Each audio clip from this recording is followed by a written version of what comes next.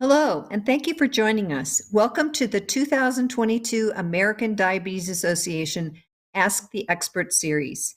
Today's topic is ethnic groups. Does race matter in eye disease? My name is Carla Cox, registered dietitian, nutritionist, and certified diabetes care and education specialist, and your host for today's program.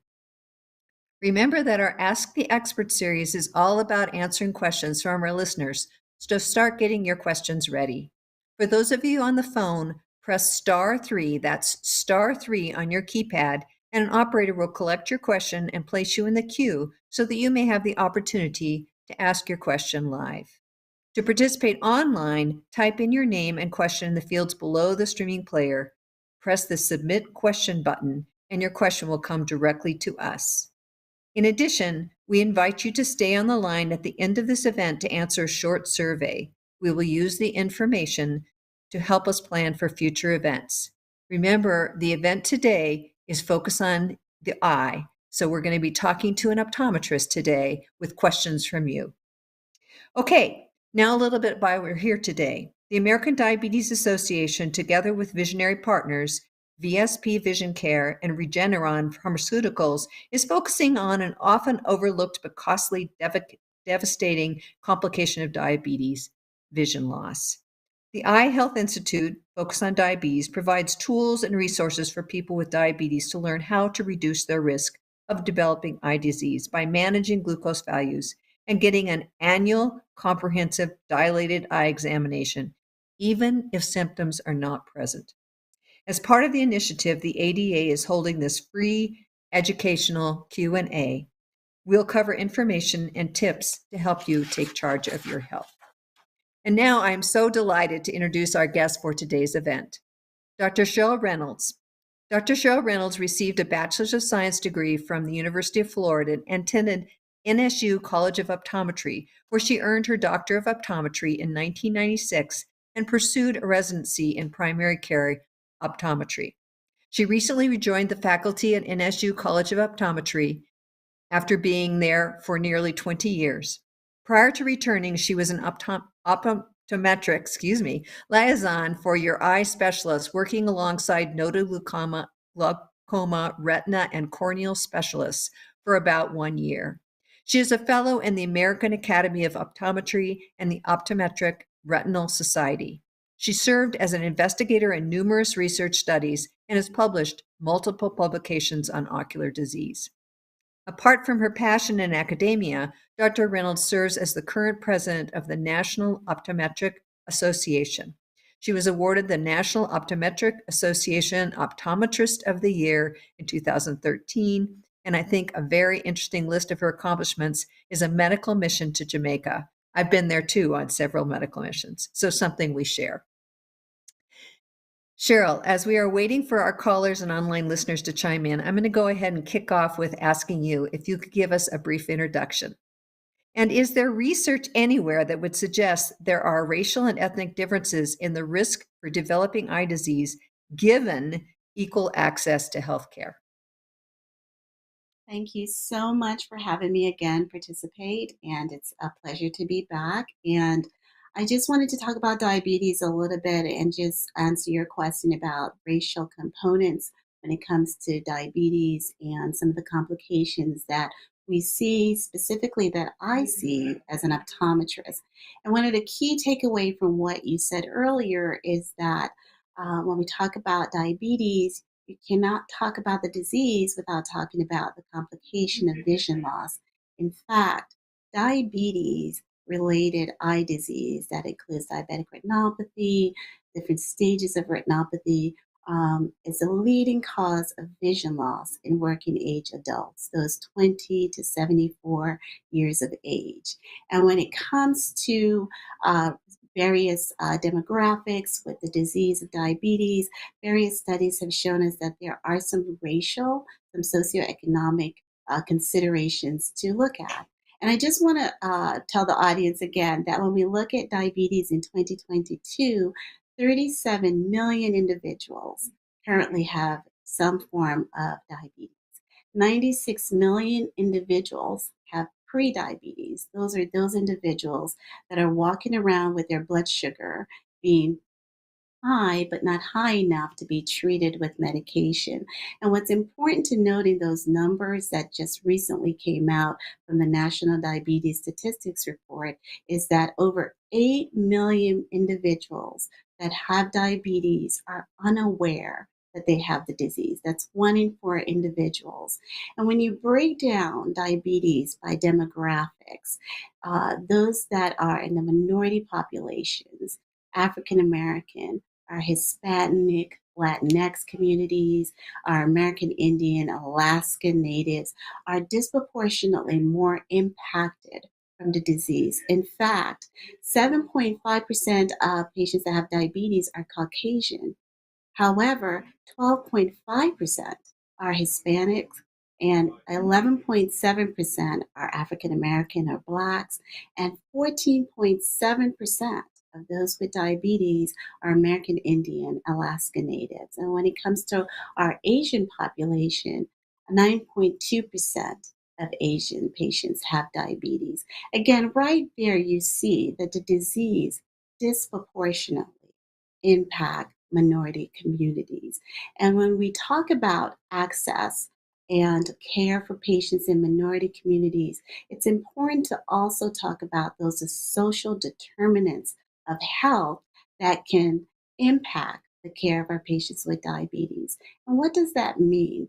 It means that there are these barriers, unfortunately. I mean, again, if all things are equal, but unfortunately it's not. We do have these barriers, these social determinants of health that impact the disease and its prevalence in our minority communities. And those social determinants of health include education. You know, a lot of our patients that are disproportionately impacted by the complication of diabetes, including diabetic retinopathy, diabetic maculopathy, which are the back of the eyes and changes in the back of the eyes, and the leading cause of vision loss. They're impacted by education, lack of understanding, and or awareness about the disease. Again, you have a lot of individuals, 96 million individuals that have prediabetes.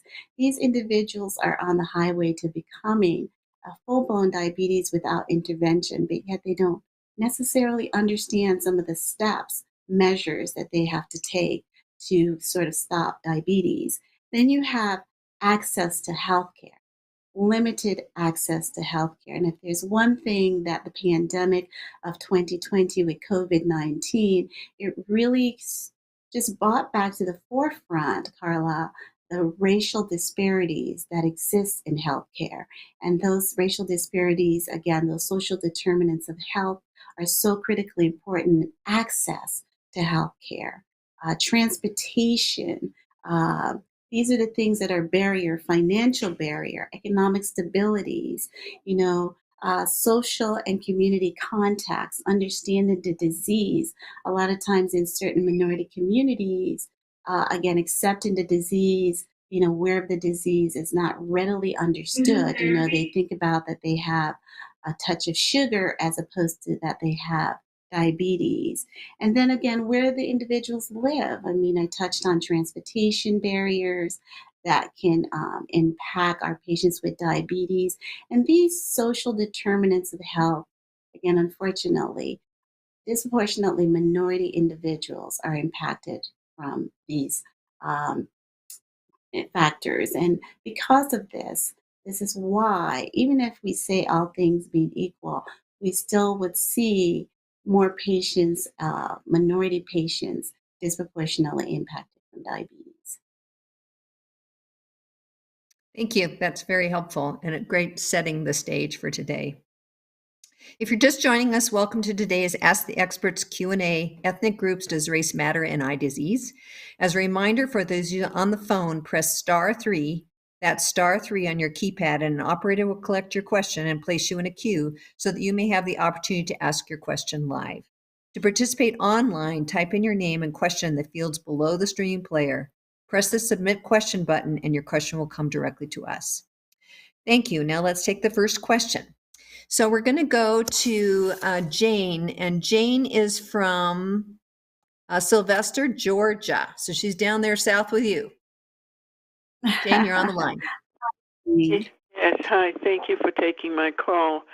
I'm a type 2 diabetic, and I have had cataract surgery, and I keep having pain in the right eye. It's like a stabbing pain. Is this something I should be concerned about, or is that just part of the recovery? Well, there are two factors here. One is that it's important, Jane, to understand that you need to follow up with your surgeon, of course, to make sure that the cataract surgery, there were no complications. However, I will tell the audience that one of the most common complications in patients that have diabetes is drier eyes than normal. They're more susceptible to having drier eyes. And sometimes the symptomology of drier eyes are burning, stinging, and maybe a little bit of a prickly sensation, a prickly pain that lasts just a few seconds. Those could be, signs of dry eyes. And so I would like for you to talk to your eye doctor about dry eyes. Maybe trying some artificial tears may help.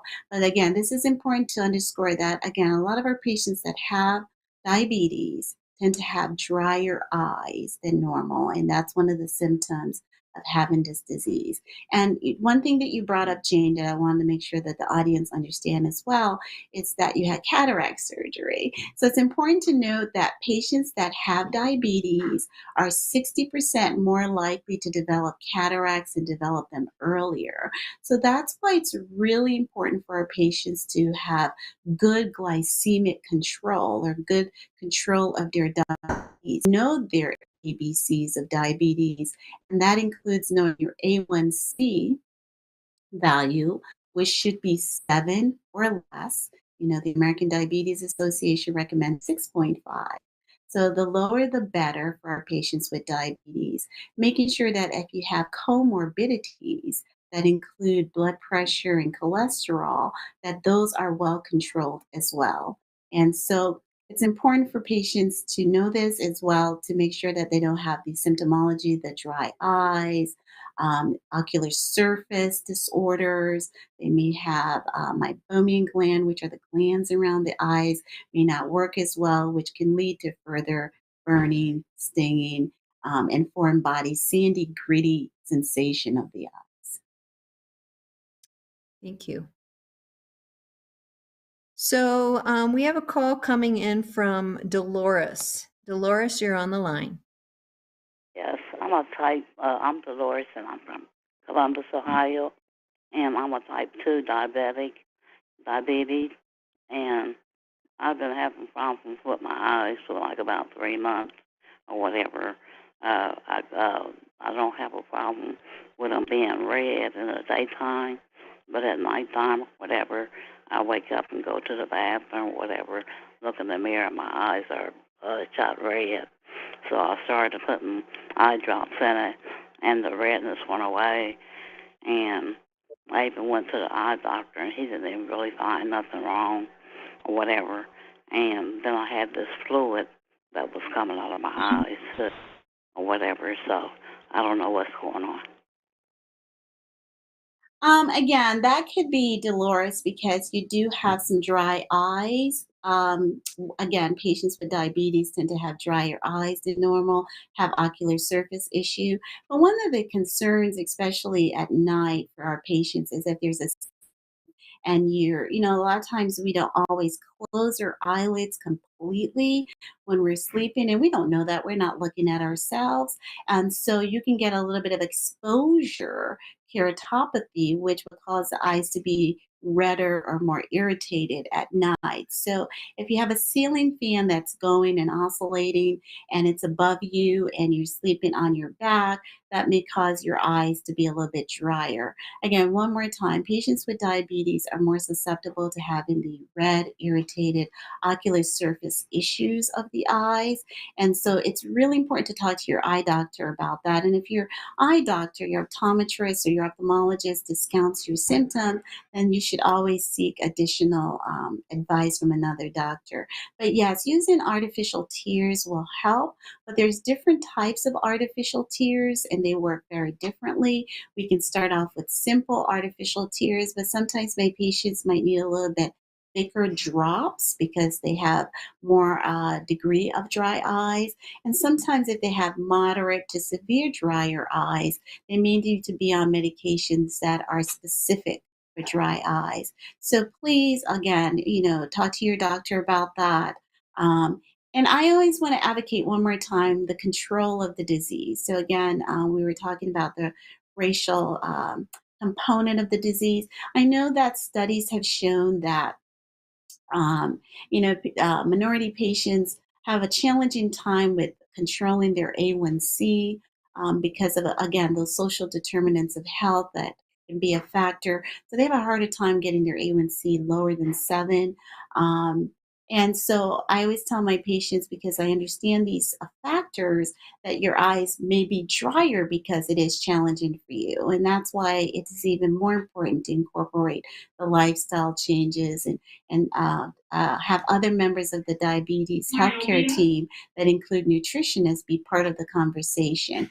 Certain studies have shown that various foods that we eat, eating healthy foods, have antioxidant property that can help with dry eyes or these ocular surface issue. So please talk to your doctor again. And again, if you are sleeping with a fan and it's oscillating above you, that could be the reason that your eyes are a little bit redder at night. Thank you. I'm going to put a plug in too for diabetes educators. You mentioned seeing a nutritionist. I mean, I think only 10% of the Medicare population actually seeks the help of a diabetes educator in a diabetes education program. And they can be so helpful in helping people manage some of these comorbid conditions as well as their glucose levels. So I'm just going to put a plug in for that and hope that everybody is seeing a diabetes team with a diabetes educator and possibly going to a group program that would be supportive. Okay, I have an online question coming in from Maria. She has diabetic retinopathy and wonders if there is a reverse medication to help reduce or get rid of retinopathy. So, Marie, you have diabetic retinopathy. And unfortunately, when you have diabetic retinopathy, our goal is to delay the progression of the disease. So, the important note is that you have been evaluated, that you are educated about this condition, and that you're aware of this condition. Now, the next step is to make sure that we are compliant with the follow ups. That your eye doctor have for you to make sure that the bleeding doesn't get worse. Unfortunately, there are no medications that could reverse diabetic retinopathy. Now, if we do catch it early, when I mean early, if a patient has one small, pinpoint hemorrhage and the patient's A1C wasn't well controlled, talking to the patient about better control of their disease, the patient corporal control, uh, making sure that we as optometrists communicate with the other members of the diabetes healthcare team, and that includes the primary care physicians, the endocrinologists, to make them aware that you have whatever stage of diabetic retinopathy and that it's important either A, more medication, augmenting the medication, or changing the medication, or as Carla said earlier, other members of the diabetes healthcare team being involved, nutritionists, talking to a diabetes educator. What's really important with you is that if it gets worse, Maria, or for any patients that have diabetes, if your diabetes progress and gets worse and it becomes more bleeding and it becomes where these new blood vessels develop in the eye or there's swelling in the center part of your vision, which is called the macula, there are treatments, newer treatment options. In fact, in 2022, new treatment options became FDA approved for our patients with diabetes. And that includes injections in the eye that will slow down, regress those new blood vessel changes. Also, the patient can get the injections to help with the swelling. Of course, the standard of care that's been here for a very long time to treat diabetes include laser treatments. So some patients whose diabetic retinopathy progresses, becomes proliferative, these new blood vessels, they have a lot of swelling, and they've had some injection and it may or may not work. They can do laser for those patients as well. But the key thing, the key takeaway in making sure that you delay the onset of the progression or delay the progression of the disease is better control of your diabetes. And so it's really important to really control and know your numbers, know your ABCs of diabetes if you have those comorbidity. Make sure that your blood pressure is less than or equal to 130/80. Make sure that your cholesterol is well managed, and make sure that your hemoglobin A1C is 7 or less. And for some patients, there's a new parameter to assess glycemic control. And for those that have continuous glucose monitors, that includes a new parameter called time in range. And your doctor will talk to you about your time in range. The longer you're in a good time in range, 70% of the time, then the lower the risk of complications and or progression of the disease. So the key takeaway is to make sure that your diabetes is well controlled. Thank you. And we actually have a question coming in about blood sugar numbers. So I'm going to have James ask you his question. James is from Pennsylvania.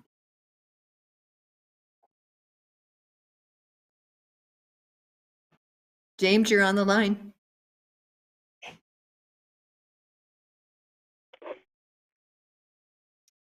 So I'm not hearing James, but I will ask his question. I'm here.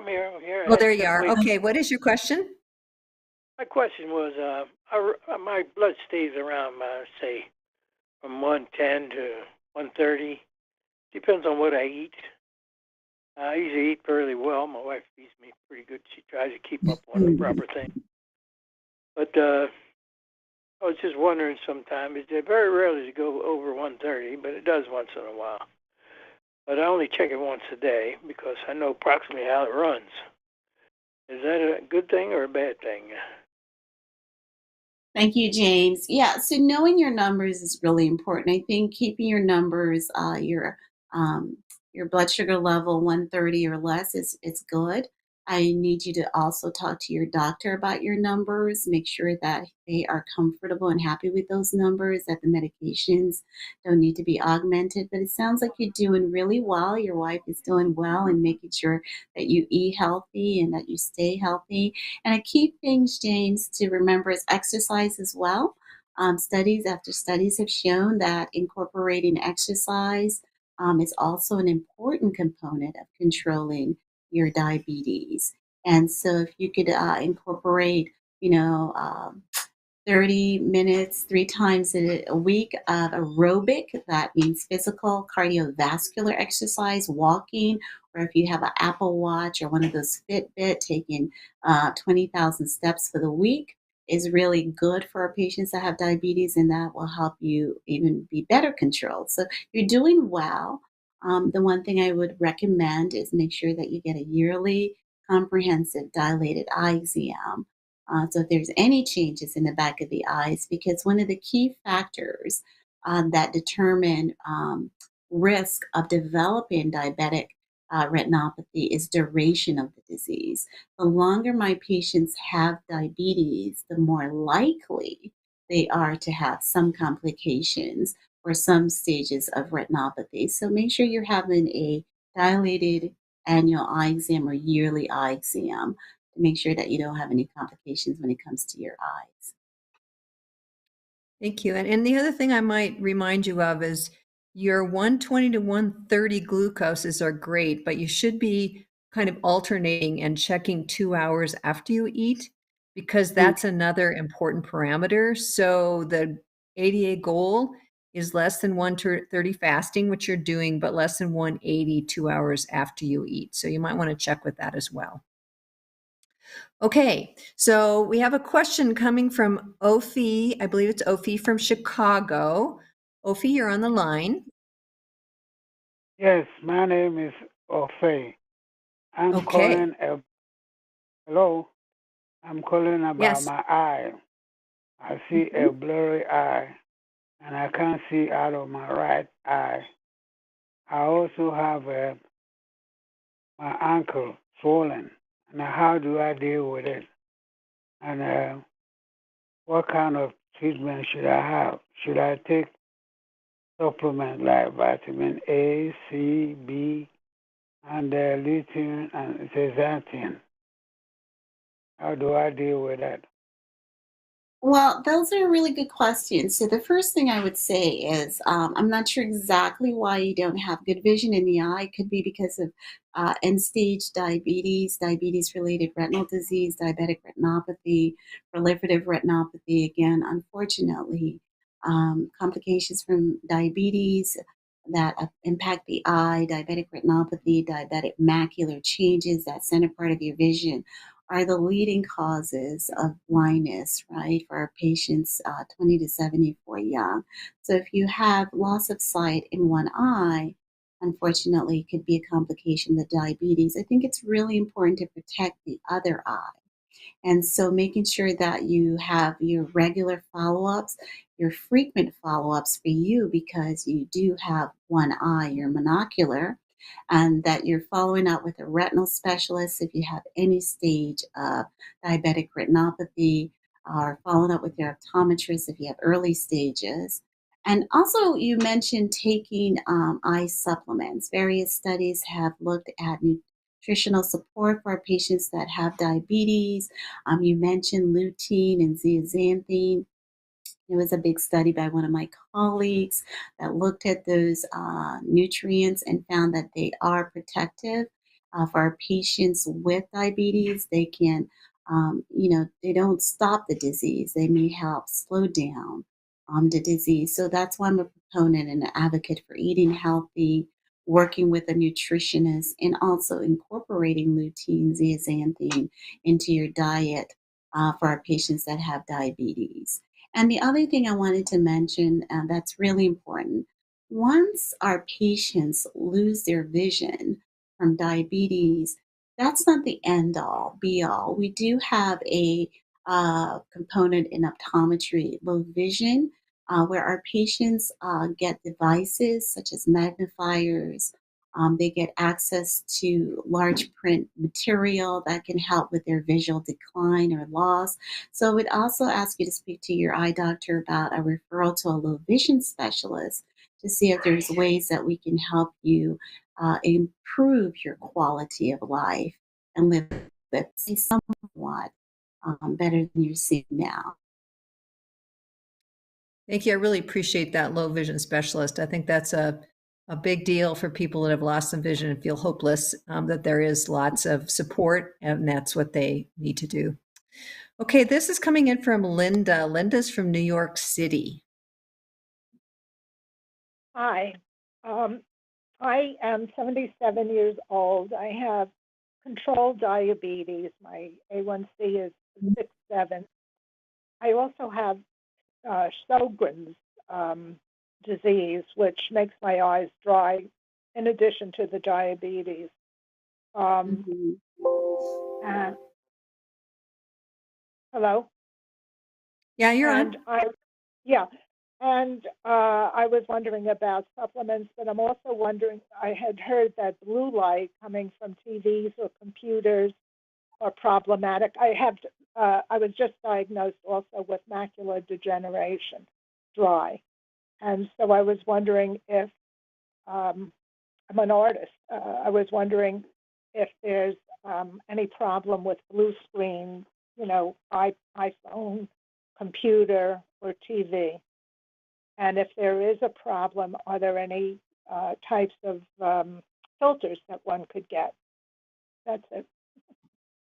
Okay. No, that's a really good question. So there have been some studies recently that have looked at blue light, and it is a shorter wavelength of light, and it has been shown to have some detrimental effect on the eyes, including the retina for patients that have what you just said, macular degeneration, other maculopathies, or just the general overall health of the retina.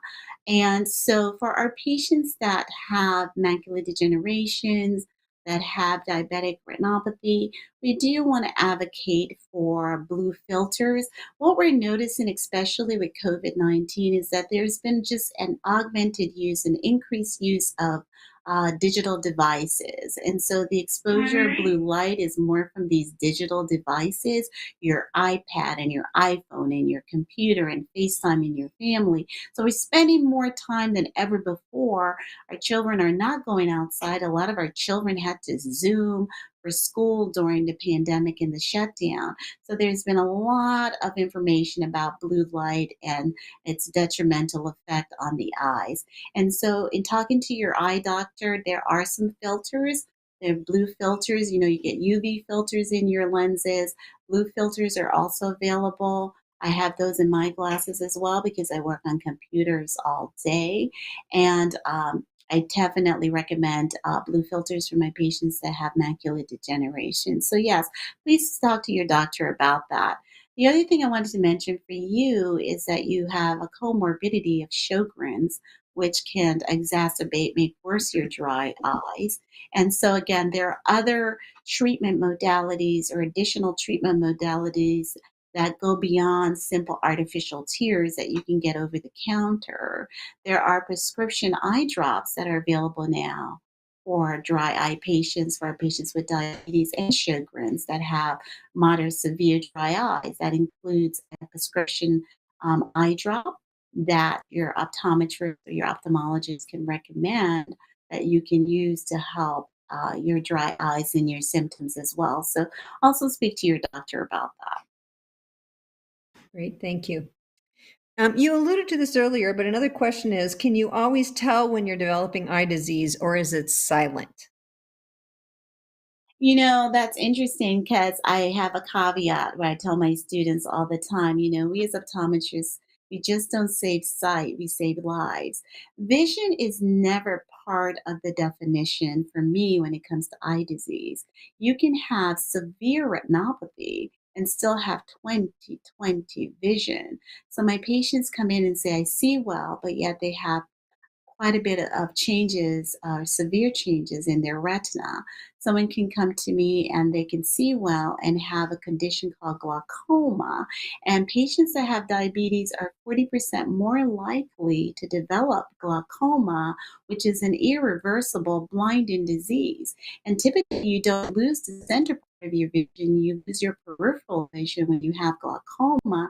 So you're bumping into things and, patients say, I see well, I see good. Why do I have to take drops? Because it's slowly robbing you of your sight.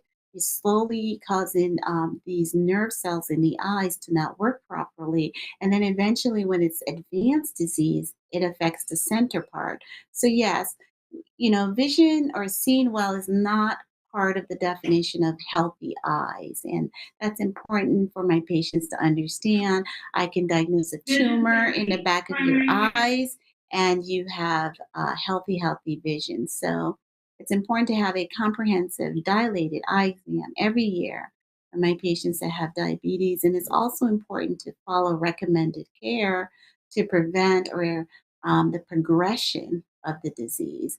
What is really sad is when my patients have advanced disease and yet they see 20/20, that vision might only be there for the few years, and a year or so because the disease is going to progress. So again, eyesight is important, but it doesn't tell me if the patient has disease or not, or the stage of the disease. A dilated comprehensive eye exam is more important in detecting changes in the back of the eyes. Thank you. For those of you on the phone, press *3. That's *3 on your keypad, and an operator will collect your question and place you in a queue so that you can have an opportunity to ask a question. And to participate online, type in your name and question in the fields below the stream player. Press the Submit Question button, and your question will come directly to us. All right, so we have a question coming in from Carol. Carol is from New York. Hi. Hi. Hello. Hello there. Can you hear me? Yeah, yes, I can hear you plainly. My name is Carol, and I live in New York. I've had I have a retinopathy, and it's proliferative retinopathy. My question, and I see a retinal specialist. He recommends every 9 months for me. The question is, the eye doctors always say to me when I go that whoever did the laser in my eyes did a really good job. But they say I am no longer eligible for laser treatment because I don't remember how they said it, but all of the, I don't know, where they can inject the needles into your eye when you're undergoing laser treatment, there is no more veins, whatever, available.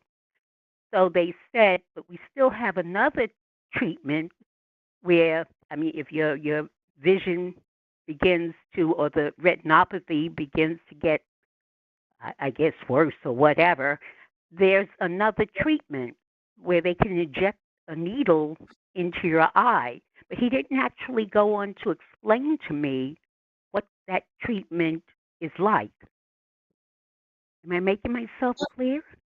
Yes, Carol, you're definitely clear. So basically, three things. Number one is for over 40 years, the standard of care for patients that had proliferative diabetic retinopathy, which is what you mentioned that you have, was laser. And the laser is still used. Now, what doctors used to do, if you think about the eye like a ball, and if you are a pie, and if you cut the pie in four squares or four parts of the pie, they may treat one part of the pie when you come in, depending on where those new blood vessels are.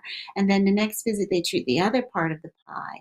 And then you have the next visit, or in a few years, they treat the third part. So now you have three out of four. And then eventually they treat the fourth part of the pie and treat the whole pie. When that happens, Carol, there's no more room for laser. So that is why your retinal specialist is telling you that they can no longer do laser for you. Also, to the latest treatment, the most up to date treatment for patients that have proliferative diabetic retinopathy is injection in the eyes. And so, what does that entail? Is a medication that they're going to inject. And so, they're going to numb your eyes. And when they numb your eyes, they put as something to keep your eyes open. And then you're awake for the procedure. It's a quick procedure, so they numb, they keep your eyes open. The specialist, the retinal specialist, is going to come in. They're going to inject in the white part of your eye into the gel in the back of the eye, which is the vitreous.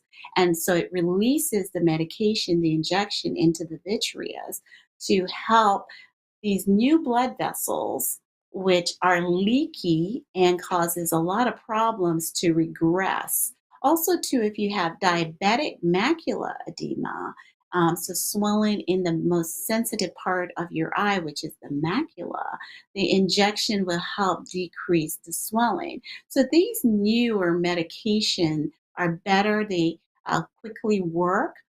They have been efficacious. They have been part of our treatment modality for our patients that have proliferative disease for the last 10 years or so.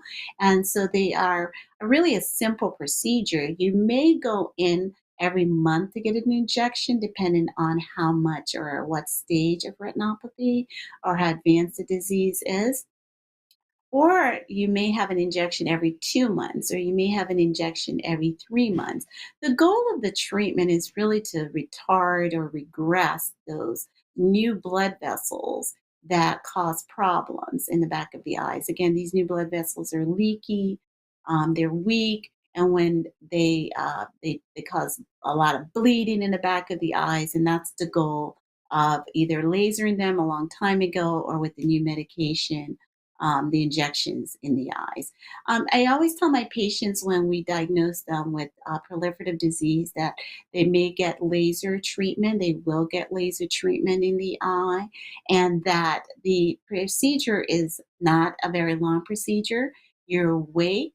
You go into the retinal specialist, they just numb your eyes, they inject the injection, and they bring you back in a month just to see how you're doing, how your eyes are doing. They may have to inject again, or they may not inject at that time. They may inject at 8 months. So it just depends on how much they have to do. But it's really a simple procedure.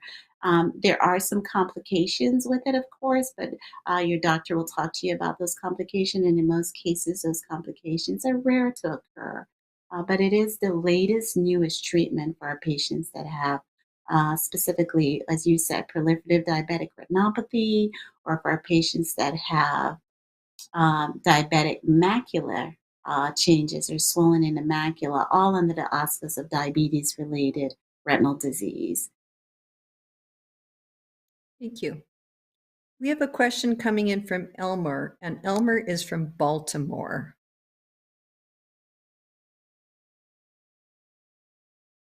Hello, are you there? Hi, Elmer. Oh, hey, thanks for having this whole program. I think it's great. My question was, every day I have a lot of hard crusty material in my eyes.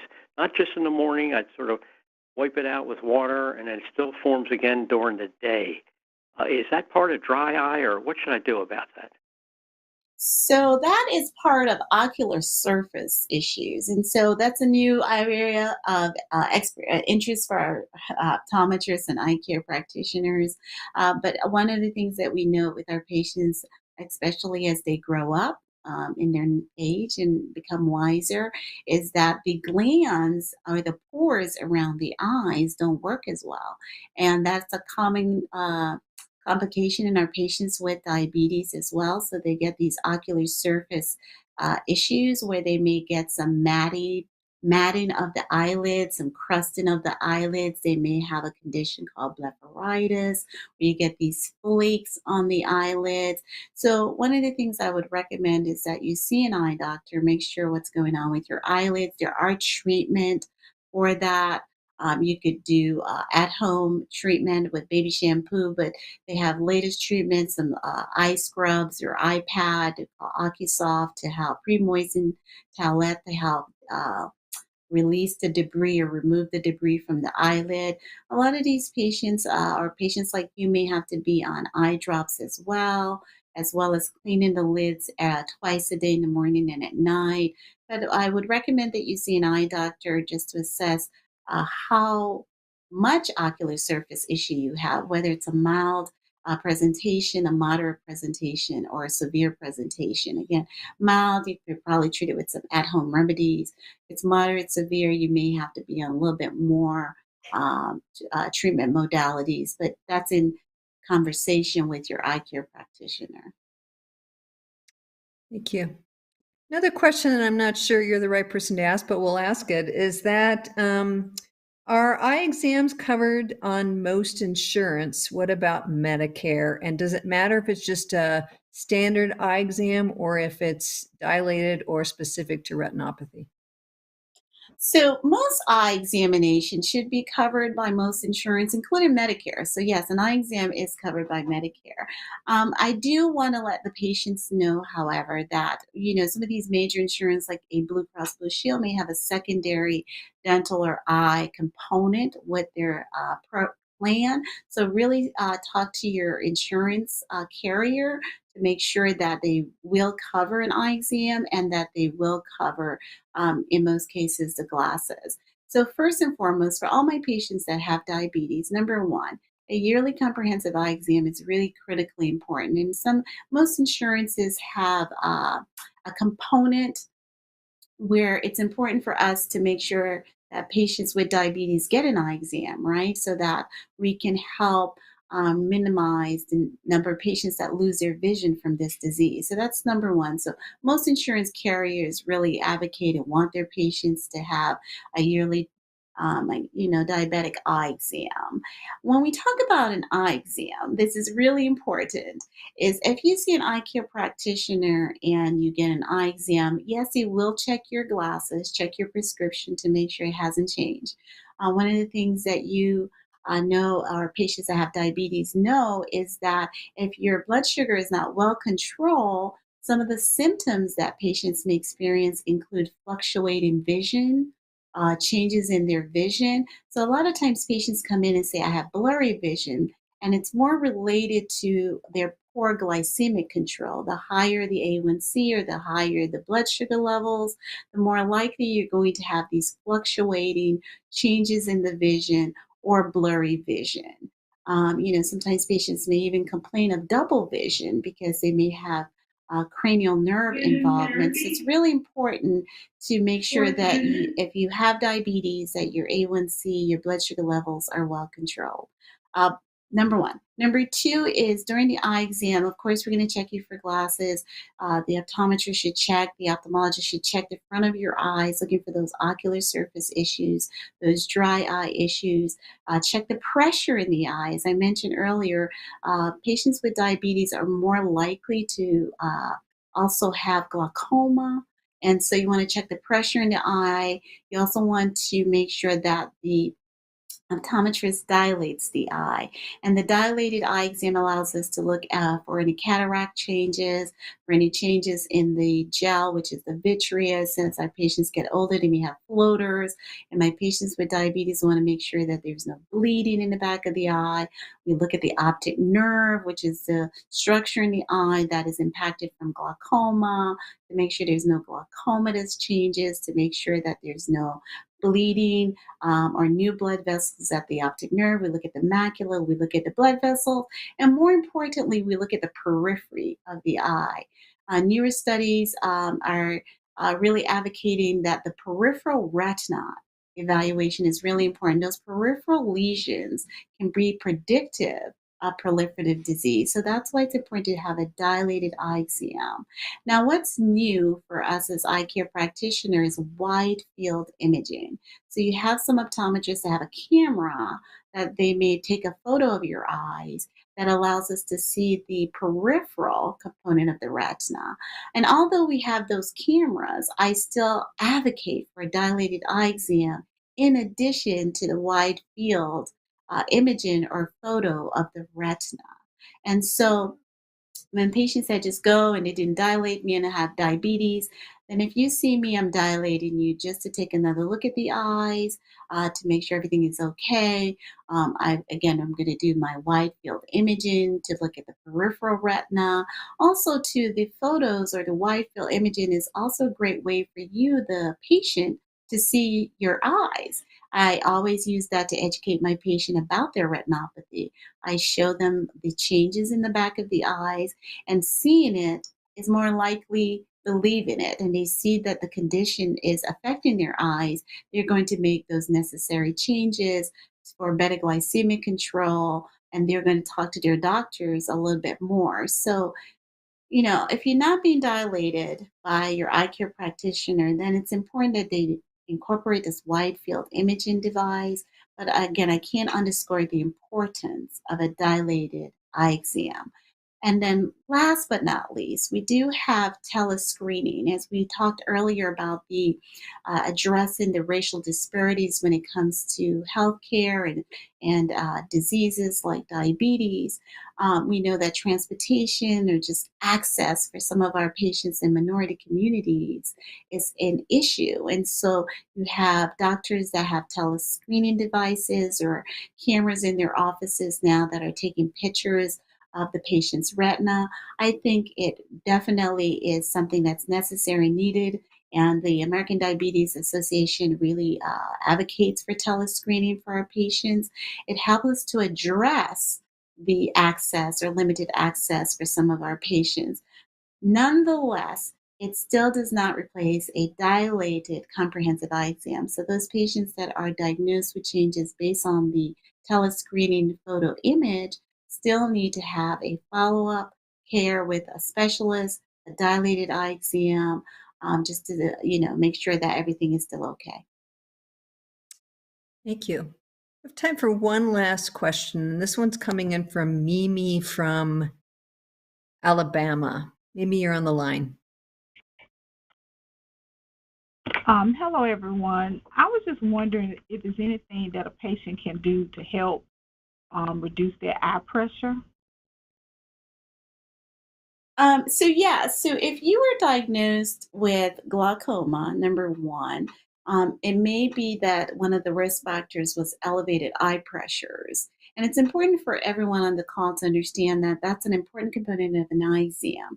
But not every patient that has a high pressures have glaucoma, but we still want to make sure that we treat those patients in some cases because they're at a higher risk of developing glaucoma. And the treatment modalities include topical drops. So if you are evaluated by an eye care practitioner and you have elevated pressure in the eye, they may put you on eye drops. If they diagnose you with glaucoma, you would definitely be on eye drops to help lower the pressures. The drops work in various ways. Sometimes you may start off with a drop that is specific for one modality, and then you have combination drops that may help to lower the pressures in different ways, dual ways.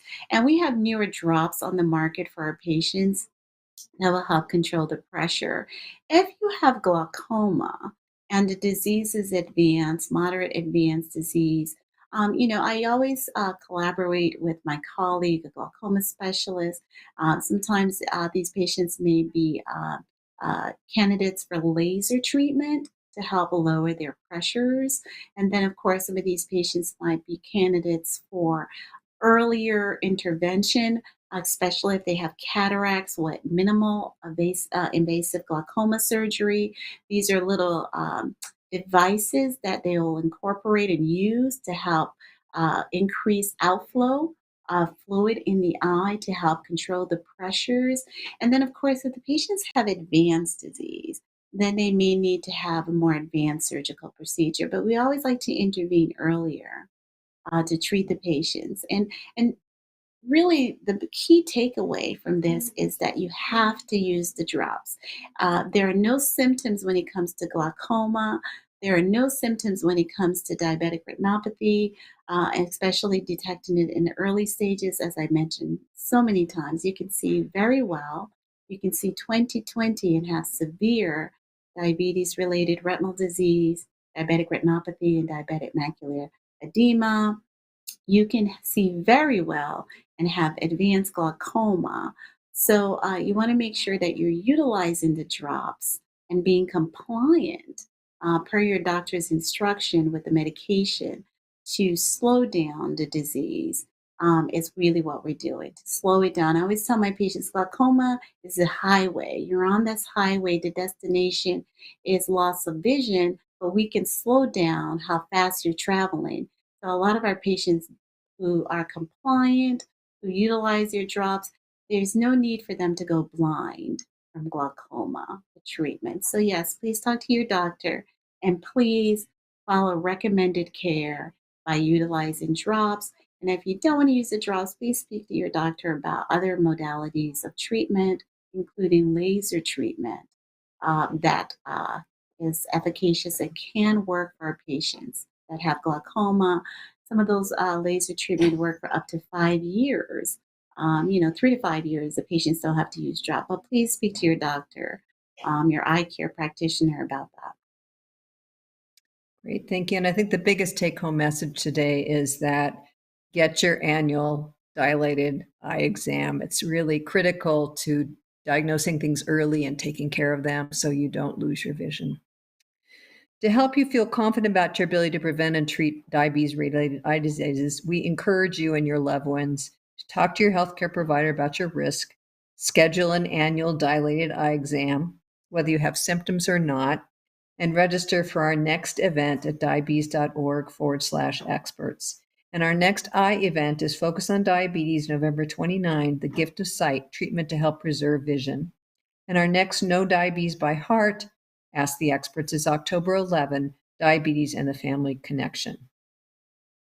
Please stay on the line and it'll help us with, take the survey to help us plan for further events. We'll use the information.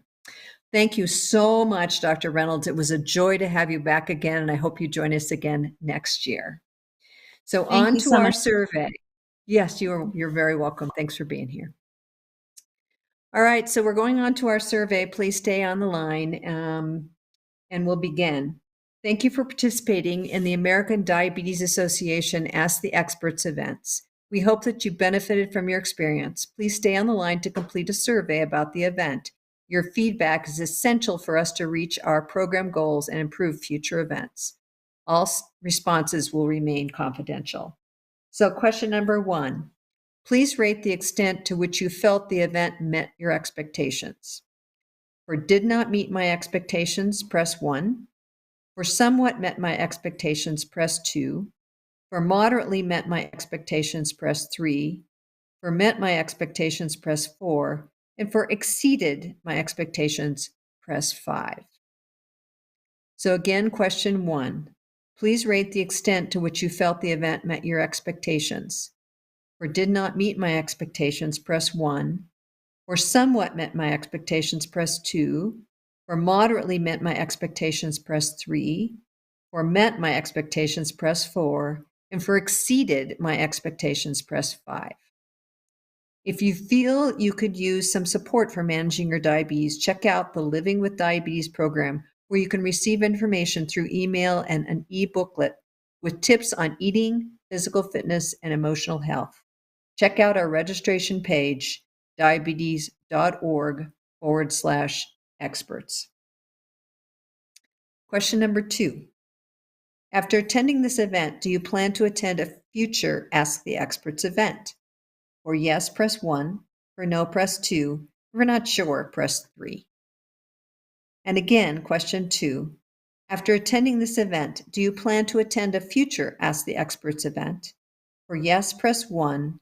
For no, press 2. If you're not sure, press 3.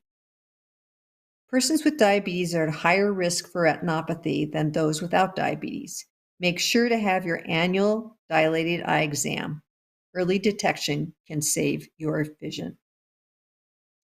Okay, on to question 3. Please rate your agreement with the following statement. By attending the event, I gained knowledge on the presented topic. For disagree, press 1. For somewhat disagree, press 2. For neither agree nor disagree, press 3. For somewhat agree, press 4. And for agree, press 5. Question number 3 again. Please rate your agreement with the following statement. By attending the event, I gained knowledge on the presented topic. For disagree, press 1. For somewhat disagree, press 2. For neither agree nor disagree, press 3. For somewhat agree, press 4. And for agree, press 5. You can find delicious and healthy recipes and menus to enhance your eating. Check out the website www.diabetesfoodhub.org. That is www.diabetesfoodhub.org. Okay, on to question 4. Please rate your agreement with the following statement. The knowledge I gained is relevant to my and my loved ones' diabetes. For disagree, press 1. For somewhat disagree, press 2. For neither agree nor disagree, press 3. For somewhat agree, press 4. And for agree, press 5. Question number 4 again. Please rate your agreement with the following statement. The knowledge I gained is relevant to my loved one's diabetes. For disagree, press 1. For somewhat disagree, press 2. For neither agree nor disagree, press 3. For somewhat agree, press 4. And for agree, press 5. Did you know there are approximately 37 million Americans with diabetes? You are certainly not alone. On to question 5. Please rate your agreement with the following statement. I feel confident that I can apply the knowledge I gained to help manage my loved one's diabetes. For disagree, press 1. For somewhat disagree, press 2. For neither agree nor disagree, press 3. For somewhat agree, press 4. And for agree, press 5. Question number 5 again. Please rate your agreement with the following statement. I feel confident that I can apply the knowledge I gained to help manage my loved one's diabetes. For disagree, press 1. For somewhat disagree, press 2. For neither agree nor disagree, press 3. For somewhat agree, press 4. And for agree, press 5. Check out the heart disease risk calculator at https://www.cvriskcalculator.com and discover if you are at risk for heart disease. All right, question number 6. Please rate your agreement with the following statement. I intend to use the knowledge I gained in a new or future appointment with a healthcare professional. For disagree, press 1. For somewhat disagree, press 2. For neither agree nor disagree, press 3. For somewhat agree, press 4. And for agree, press 5. Please rate your agreement with the following statement. I intend to use the knowledge I gained in a new or future appointment with a healthcare professional. For disagree, press 1. For somewhat disagree, press 2. For neither agree nor disagree, press 3. For somewhat agree, press 4. And for agree, press 5. Did you know that there are approximately 250,000 persons in the United States with kidney failure related to diabetes? Talk with your healthcare provider about your risks, get tested, and prevent diabetes kidney disease. On to question 7. Please rate your agreement with the following statement. Attending this event promoted my feelings of belonging and community. For disagree, press 1. For somewhat disagree, press 2. For neither agree nor disagree, press 3. For somewhat agree, press 4. And for agree, press 5. Question number 7 again. Please rate your agreement with the following statement. Attending this event promoted my feelings of belonging and community. For disagree, press 1. For somewhat disagree, press 2. For neither agree nor disagree, press 3. For somewhat agree, press 4. And for agree, press 5. Physical activity is an important part of reducing the risk of cardiovascular disease and promotes psychological well-being. If you are finding movement challenging due to injuries or chronic pain, ask for a referral to a physical therapist to work with you to find a program that works for you. All right, a question on demographics. We strive to create programs and services that represent the full diversity of the ADA community. We are asking the following questions about demographics to ensure that we are meeting this goal. On gender, please select which of the following best describes you. For woman, press 1. For man, press 2. For non-binary, press 3. And for prefer not to answer, press 4. On gender again, please select which of the following best describes you. For woman, press 1. For man, press 2. For non-binary, press 3. And for prefer not to answer, press 4. Keeping your glucose within a target range of 70 to 180, 70% or more of the time is an international recommendation for diabetes management. Consider asking your provider about getting a continuous glucose monitor to help you manage and monitor your glucose. And our final question, your generation. Please select which of the following best describes you. For the silent generation born between 1928 and 1945, press 1. For boomer, born between 1946 and 1964, press 2. For Generation X, born between 1965 and 1980, press 3. For millennial, born between 1981 and 1996, press 4. For Generation Z, born between 1997 and 2012, press 5. And for prefer not to answer, press 6.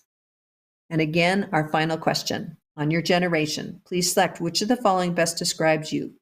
For silent, born between 1928 and 1945, press 1. For boomer, born between 1946 and 1964, press 2. For Generation X, born between 1965 and 1980, press 3. For millennial, born between 1981 and 1996, press 4. For Generation Z, born between 1997 and 2012, press 5. And for prefer not to answer, press 6. Once again, thank you so much for joining us. We appreciate Dr. Reynolds, and we hope you will join us for our next event. Thank you.